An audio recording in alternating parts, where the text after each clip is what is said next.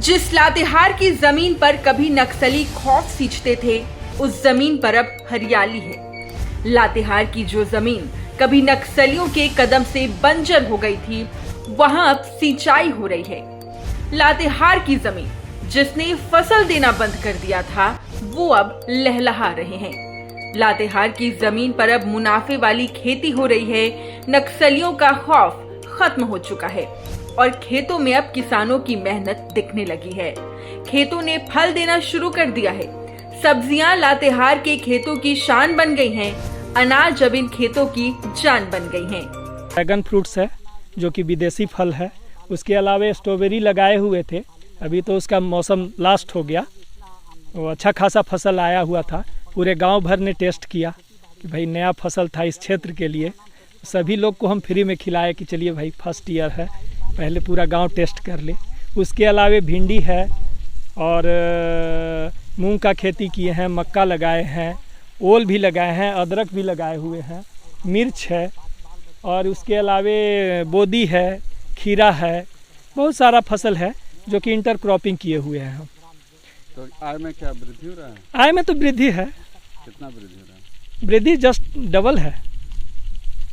खेती हम लोग अभी इस ग्राम जालिम खुर्द के रहने वाले हैं कृषक, और हम कद्दू, करेला, भिंडी और अभी लगाए हैं, जिससे हमको आमदनी बढ़िया हो मिल रहा है। और अभी नया इस जो फसल जो उगा रहे हैं उसमें ओल है, आदि है, जो विभाग द्वारा हमको मिला है जल छाजन से, और उसको हम लोग लगा चुके हैं और हम लोग का आमदनी जो है से बढ़िया होता है। और मैं पढ़ लिख कर खेती बाड़ी ही करता हूँ और नौकरी को ध्यान नहीं दिया कि हमको खेती अच्छा समझ में आया और अपना खेती करते हैं, आराम से खाते पीते हैं और अपना काम को देखते रहते हैं। जालिम खुर्द पंचायत अब मुनाफे वाली खेती की ओर अग्रसर हो रहा है। ड्रैगन फ्रूट की खेती पर यहाँ के किसानों ने फोकस किया है। ड्रैगन फ्रूट की खेती के लिए किसानों को मदद वाटरशेड PMKSY 2 से मिल रही है।